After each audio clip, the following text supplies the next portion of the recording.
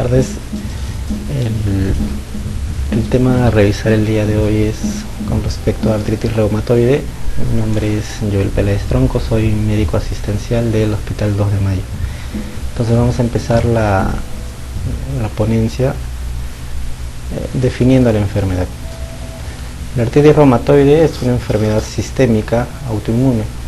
Esto nos da un carácter de no solo estar limitado a un sistema como es el campo articular, sino también órganos que se encuentran en otro nivel.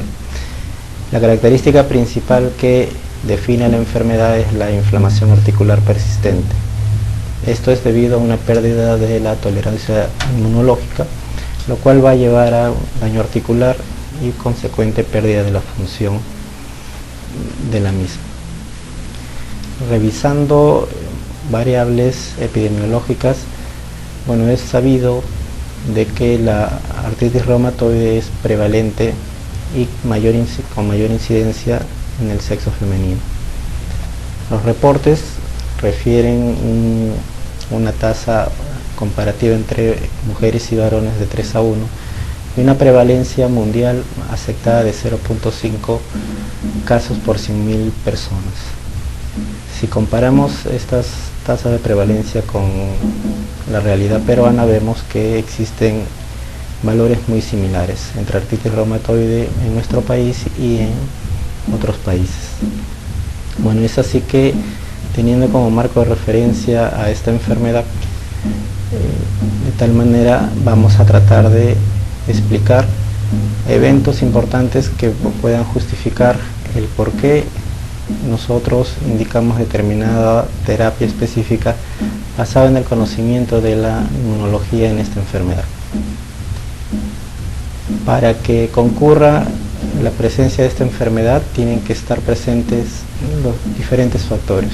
Es reconocido principalmente 2 factores: los factores ambientales y la susceptibilidad genética.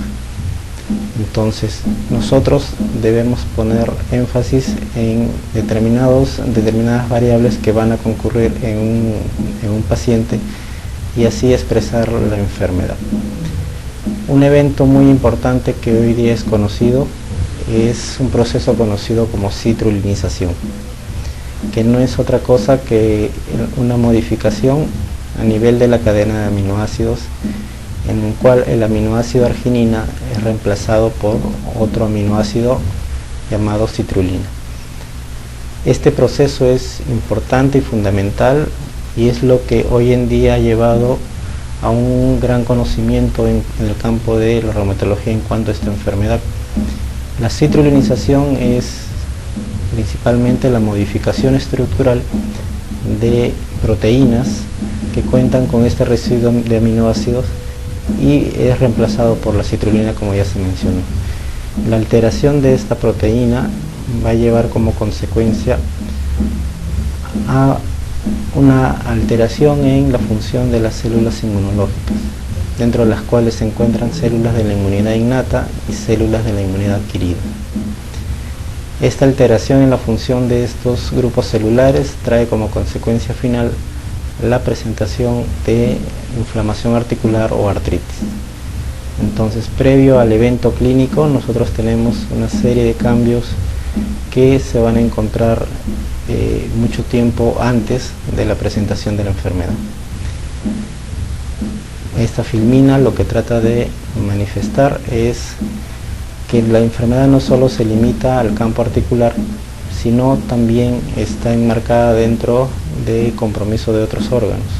Es así que existe un compromiso de otros órganos, por ejemplo el sistema óseo, el sistema nervioso central, por poner algunos ejemplos.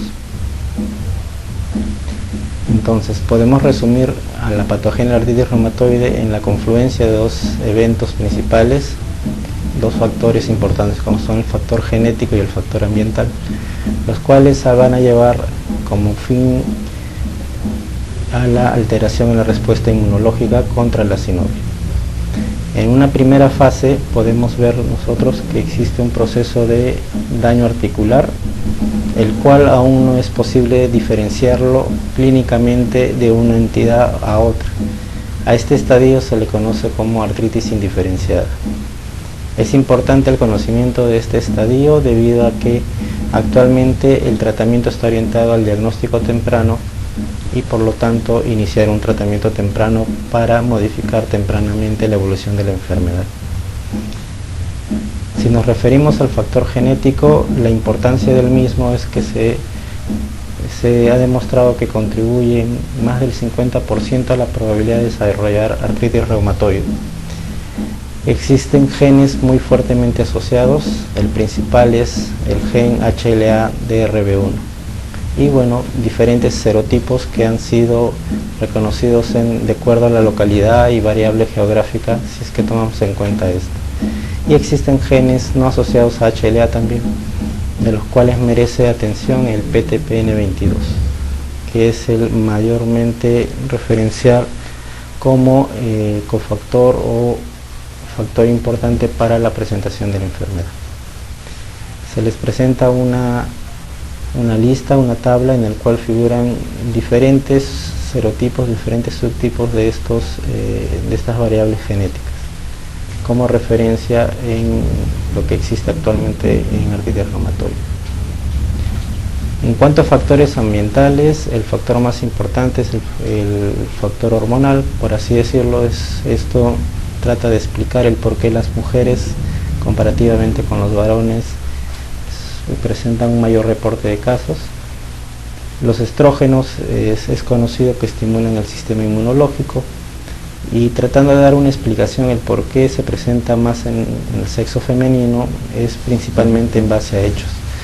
Los reportes muestran de que un aumento de la cantidad de estrógenos en cuanto a mujeres o disminución de hormonas masculinas en el caso de varones son los dos factores que determinan la presencia de este factor como importante para la presencia de artritis reumatoide.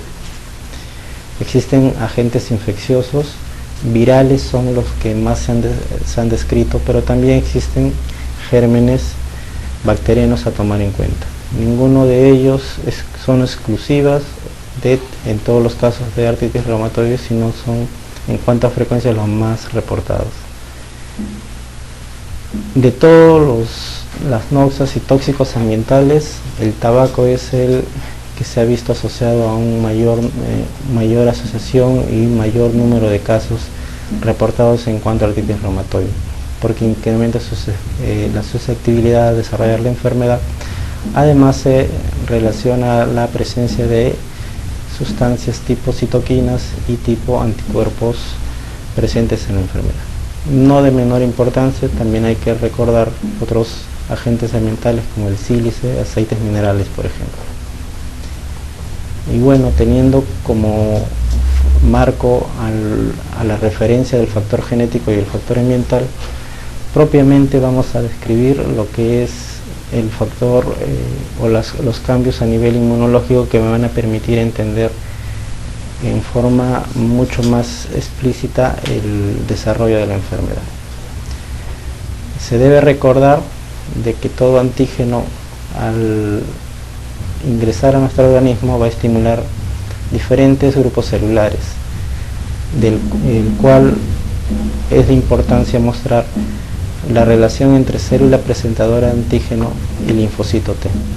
Este primer momento en el cual existe la presentación del antígeno por medio del receptor de la célula presentadora de antígeno hacia el receptor de célula T es considerada la primera señal.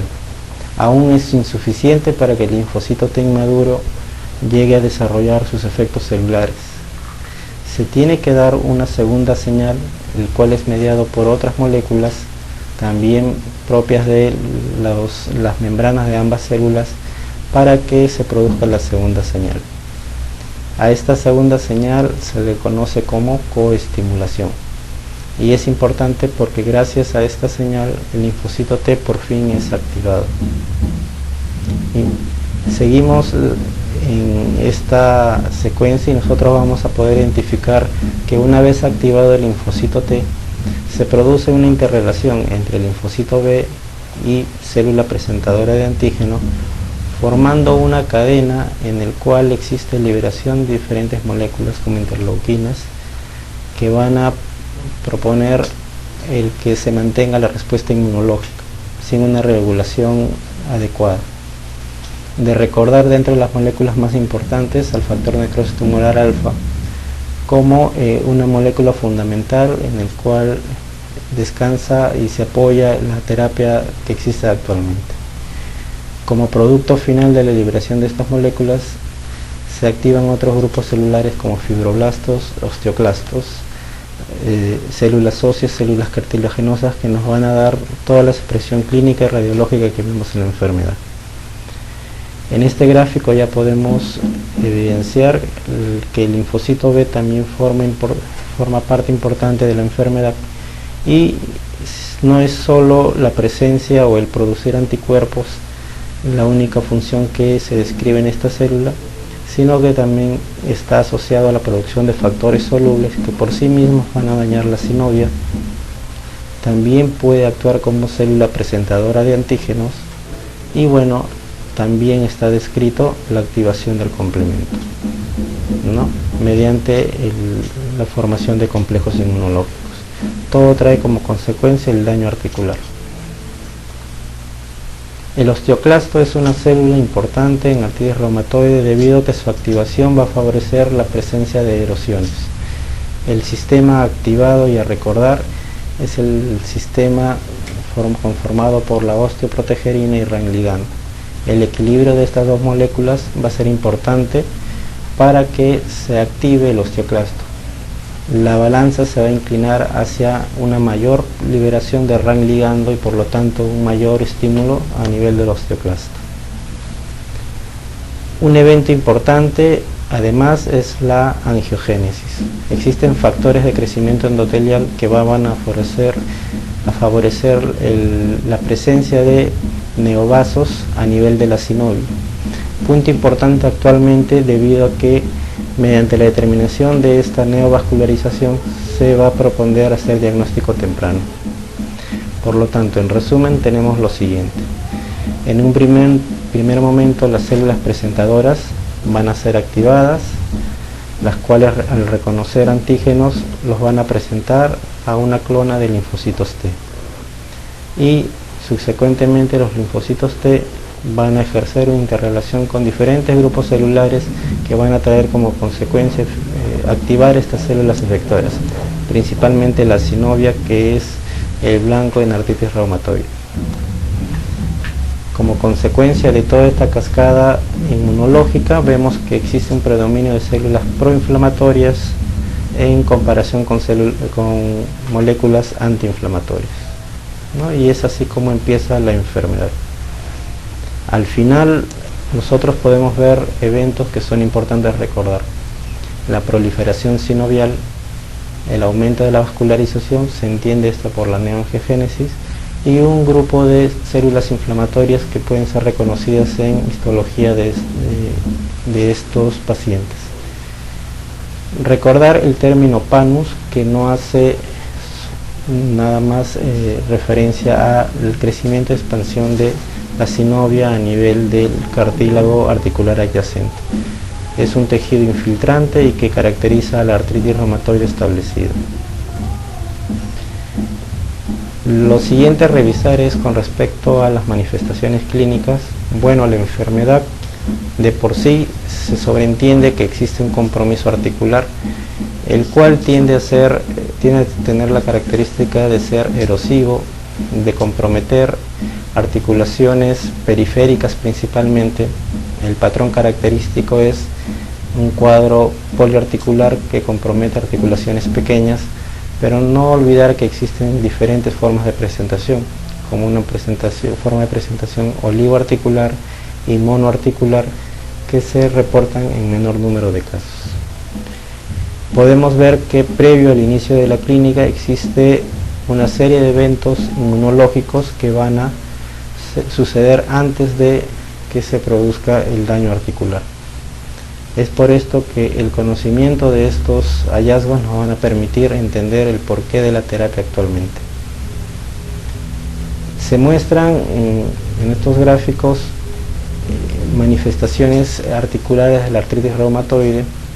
A la izquierda se hace referencia al compromiso de articulaciones interfalángicas proximales en un paciente reciente diagnóstico, y a la derecha deformaciones en artritis reumatoide ya establecido. El clásico ojal de botonero, el cuello de cisne, en estos gráficos están representados. Recordar que es una enfermedad sistémica y por lo tanto tiene la capacidad de afectar a otros órganos, como vamos a revisar. Las manifestaciones más frecuentes son las manifestaciones generales o constitucionales, entre 80 y 93%. Es caracterizado por fiebre, astenia, anorexia, pérdida de peso dentro de lo más descrito, alteraciones hematológicas en 33-60%, como la anemia, la presencia de adenomegalias, esplenomegalia y púrpura, alteraciones óseas en un 22%, se entiende por la activación del osteoclasto la presencia de osteoporosis y osteopenia. También se encuentra comprometido el aparato cardiovascular, principalmente se describe la presencia de derrame pericárdico, cardiopatía isquémica, valvulopatía y arritmias. Es la principal causa de morbimortalidad en pacientes con artritis reumatoide, el compromiso cardíaco, sobre todo mediante la presentación de cardiopatía isquémica. En lo que respecta al campo del sistema respiratorio, se afecta en un menor grado, sin menos del 5% es reportado, con la presencia de compromiso de serosas, ¿no? Derrame pleural, enfermedad pulmonar intersticial, nódulos reumatoides y bronquiectasis también han sido descritos. Mucho más raro son las manifestaciones neurológicas, por ejemplo neuropatía periférica, mielopatía cervical, esto subsecuente a la subluxación entre vértebras C1 y C2. Oftalmológicas, si bien es cierto son raras, todas estas son de un curso progresivo y de tener una característica de ser fatales en cuanto a daño de órgano blanco, ¿no? En este caso ojo. Manifestaciones cutáneas también son descritas, los nódulos subcutáneos, el eritema palmar y lesiones tipo vasculitis. Las digestivas están principalmente asociadas a la presencia de la medicación que reciben los pacientes y se describen diarrea, boca seca, epigastralgia y hepatitis medicamentosa principalmente. Entonces, una vez hecho el diagnóstico, nos proponemos pasar al siguiente paso, que es definir bien a nuestro paciente y categorizarlo si realmente presenta nuestra enfermedad y indicar el tratamiento respectivo. En el gráfico se muestra un paciente con nódulos reumatoides en superficie extensora de antebrazos, paciente con compromiso pulmonar en el cual hay un derrame pleural y también un infiltrado intersticial bilateral. Epiescleritis y escleromalacia perforan en cuanto a compromiso oftálmico y la presencia de lesiones vasculíticas en miembros inferiores. Son simplemente ejemplos de manifestaciones extraarticulares. En el año 87 se estableció por primera vez los criterios de clasificación de artritis reumatoide. El problema de estos criterios es que con el postulado de que se debe hacer diagnóstico temprano, actualmente no tendrían mucha utilidad. Se siguen usando debido a que aún no está del todo homogenizados los nuevos criterios de artritis reumatoide. Si hacemos un recordar, existen 7 criterios: rigidez matutina, artritis de 3 o más grupos articulares, artritis de las articulaciones de las manos y artritis simétrica. Estos 4 primeros criterios tienen la característica de ser muy sensibles, pero poco específicos de la enfermedad. Por el contrario, los 3 últimos criterios, nódulos reumatoides, factor reumatoide en suero y alteraciones radiológicas típicas, son muy específicos de la artritis reumatoide, pero son poco sensibles y se encuentran principalmente en fase tardía, lo cual iría en contra del diagnóstico temprano que hoy en día se propugna. Es por eso que en el año 2010 se crean nuevos criterios de clasificación, en el cual a cualquier paciente que presente derrame articular y en el cual se hayan excluido otras probables etiologías, se postula hacer la clasificación del mismo como un paciente portador o no portador de artritis reumatoide. En esta nueva clasificación se toma en cuenta el número de articulaciones comprometidas, si son grandes o pequeñas, la serología, ya sea la positividad del factor reumatoide o del péptido citrullinado cíclico, los reactantes de fase aguda, BSG o PCR, y la erosión de los síntomas, menor de 6 semanas o mayor o igual a 6 semanas. Se le da un puntaje individual a cada categoría y se define que si se obtiene de 6 puntos para arriba, se hace el diagnóstico de artritis reumatoide y por lo tanto se inicia tratamiento. Entonces, el postulado actual es acerca del diagnóstico temprano en artritis reumatoide y se sabe que el empezar tempranamente el tratamiento va a reducir el daño articular, el daño estructural y por lo tanto debe ser considerado esto una prioridad diagnóstica. Herramientas que existen actualmente han sido revisadas y bueno, lo que se ha tratado de determinar es cuáles tienen mayor utilidad. Se demostró que el líquido sinovial no es específico, por lo tanto no es de ayuda. Los reactantes de fase aguda tienen utilidad en el seguimiento del paciente, más no en el diagnóstico, por ser poco específicos, y anticuerpos como el factor reumatoide y el péptido citrullinado cíclico se ha determinado que existen en forma temprana, incluso en fase preclínica, y es por eso de su importancia en el diagnóstico temprano y son de gran utilidad. El factor reumatoide, como se había mencionado, aparece en forma temprana, pero su ausencia no excluye la enfermedad. Otro valor agregado del factor reumatoide es su valor pronóstico, debido a que pacientes que presenten factor reumatoide a títulos más elevados van a presentar una enfermedad más grave, mayor extensión del compromiso articular, mayor destrucción ósea y por lo tanto mayor discapacidad. Al igual que el factor reumatoide, el péptido citrullinado cíclico presenta las mismas características en cuanto a preceder en años a la enfermedad, en tener bastante relación con el pronóstico y además el plus es que presenta una mayor especificidad que el factor reumatoide, cerca del 95% de casos. Esto se entiende debido a que la citrulinización es un evento fundamental para la ocurrencia de artritis reumatoide.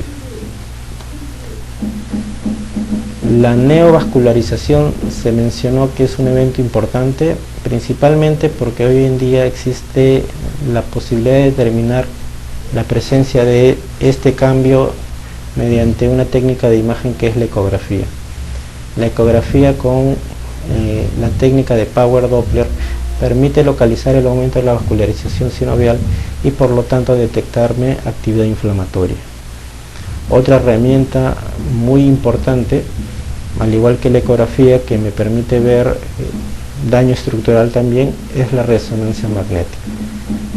La resonancia magnética me define anatómicamente todas las estructuras articulares, estructuras periarticulares, y tienen la posibilidad de ser una prueba muy sensible para detectar cambios inflamatorios tempranos. Existe un hallazgo que es el edema óseo, el cual es una señal hiperintensa a nivel del hueso yuxtaarticular y que me va a predecir la presencia de este edema óseo o va a estar en relación en la futura aparición de erosiones a este nivel.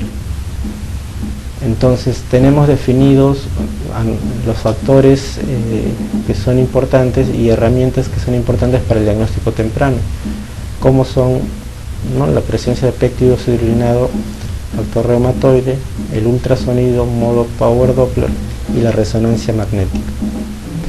Entonces ya un paciente ya ha sido diagnosticado, ya ha sido catalogado y antes de iniciar el tratamiento tenemos que evaluar la presencia de factores pronósticos.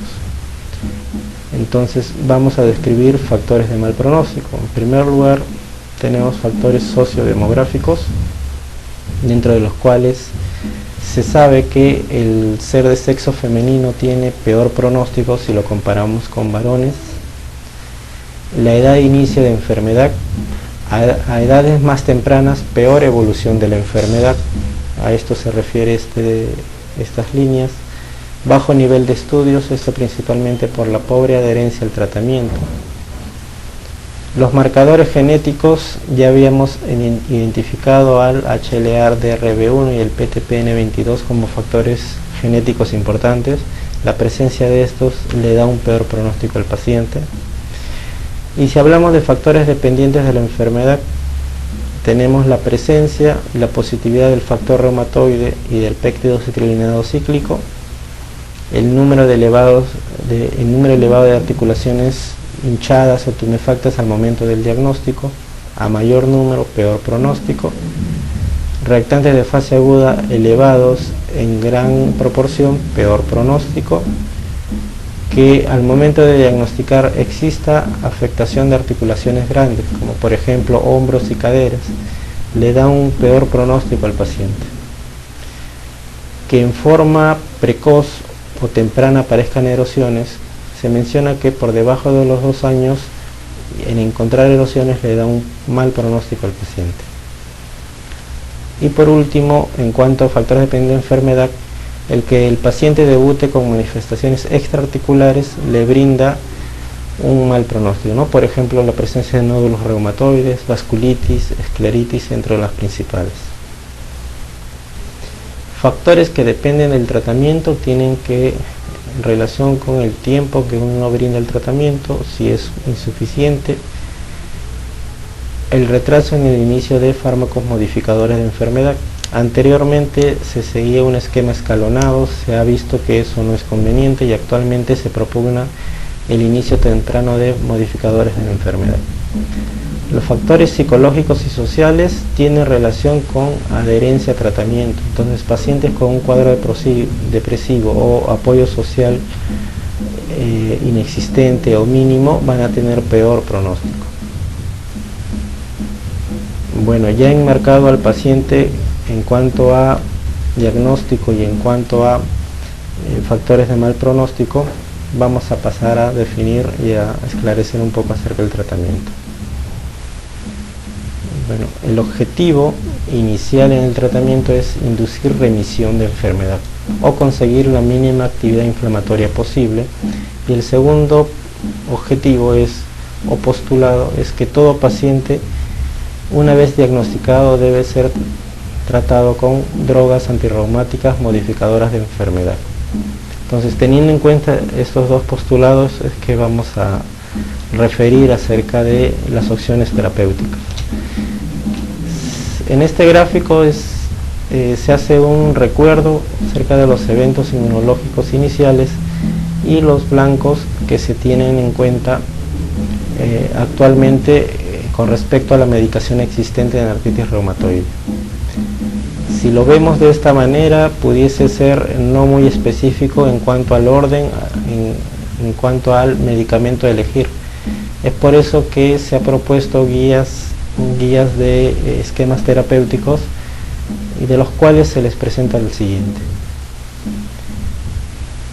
El tratamiento puede ser dividido en fases, es lo que propugna esta guía que se trae a continuación, y vamos a ver que este esquema nos va a ser muy útil para poder iniciar tratamiento y hacer seguimiento al paciente. Entonces, la droga más importante en el tratamiento de artritis reumatoide a lo largo de los años, tanto en cuanto a eficacia, número de estudios, el conocer el perfil de seguridad y toxicidad, es el metotrexato. El metotrexato es la droga ancla, la droga que no debe faltar en el tratamiento, siempre y cuando no exista contraindicación. Por eso es que la primera pregunta a hacer ante un paciente diagnosticado con artritis reumatoide es preguntarnos, ¿tiene o no tiene contraindicación contra el uso de metotrexato? Asumamos que el paciente ya está diagnosticado y le iniciamos metotrexate. Existen diferentes esquemas de tratamiento.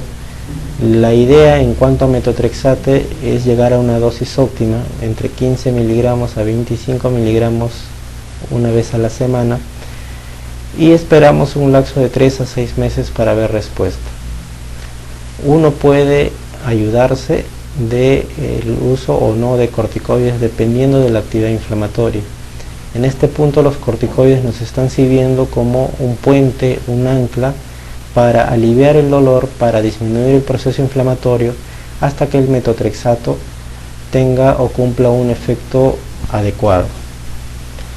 Nos ponemos en el otro caso, en el caso de que el paciente tenga contraindicación para el uso de metotrexato. En cuanto a contraindicación, nos estamos refiriendo a pacientes que tengan insuficiencia hepática, consuman alcohol, enfermedades hepáticas tipo hepatitis, enfermedad pulmonar establecida o toxicidad hematológica ya anteriormente presentada con el uso de metotrexato. Entonces, a los pacientes que presentan o no presentan posibilidad para usar metotrexato se les brinda como opciones las otras drogas: leflunomida, sulfasalacina, y actualmente el oro intramuscular, si bien es cierto figura dentro de las recomendaciones, es dejado como una opción última debido a su perfil de toxicidad. Entonces, al igual que con metotrexato, se le da un tiempo de 3 a 6 meses como posibilidad de esperar respuesta, y entonces si es que nosotros, ya sea con uno u otro esquema, presenta remisión de enfermedad, se continúa con el tratamiento. Nos ponemos en el caso de que el paciente no mejore con este tratamiento y entonces pasamos a la fase 2.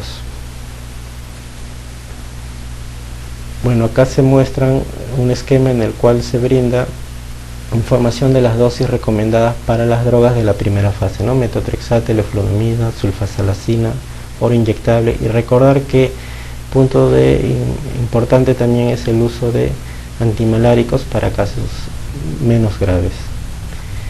En la fase 2, la pregunta inicial que nos hacemos es si el paciente tiene factores de mal pronóstico o no tiene factores de mal pronóstico. Ya hemos descrito los factores de mal pronóstico, entonces nos ponemos en que el paciente no tuviera factores de mal pronóstico. Lo recomendado en este caso es terapia de combinación de medicamentos o terapia combinada, es decir, por ejemplo, metotrexato con sulfasalacina o metotrexato con leflunomida, 2 o 3 drogas, y se espera 3 a 6 meses para ver respuesta. Si el paciente tuviese factores de mal pronóstico, se le adiciona un biológico. El biológico de primera línea es el inhibidor del factor de necrosis tumoral alfa. Sea una, sea otra, se espera un lapso de 3 a 6 meses para ver respuesta.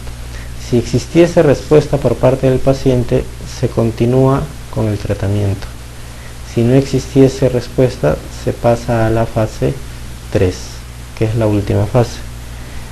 Bueno, acá se presentan los 3 anti-TNF más comercializados: adalimumab, etanercept e infliximab, y las dosis recomendadas. La última fase es aquella en la cual no hubo respuesta anti-TNF, entonces lo que se sugiere es que en estos pacientes se pudiese cambiar un anti-TNF, por ejemplo infliximab, por otro anti-TNF, por ejemplo adalimumab, o reemplazarlo por un medicamento biológico que tenga otro mecanismo de acción. De los disponibles tenemos abatacept, que es un inhibidor de la coestimulación, rituximab, que es un inhibidor de CD20 del receptor del linfocito B, y tocilizumab, que es un inhibidor de interleuquina 6. Igual se espera un lapso de 3 a 6 meses. Si el paciente responde, se continúa con tratamiento. Si no responde, hay la opción de cambiar pues de una droga a otra, por ejemplo de abatacept a tocilizumab o viceversa, ¿no? Dependiendo del caso que el paciente hubiera usado uno u otro medicamento.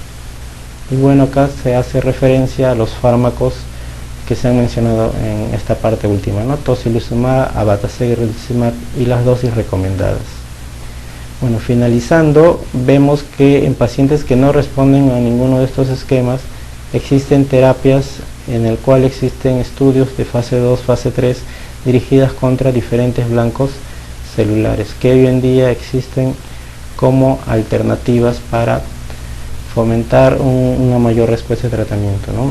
Y eso es lo que se ha visto actualmente como una opción a los diferentes casos de pacientes que no responden al mismo.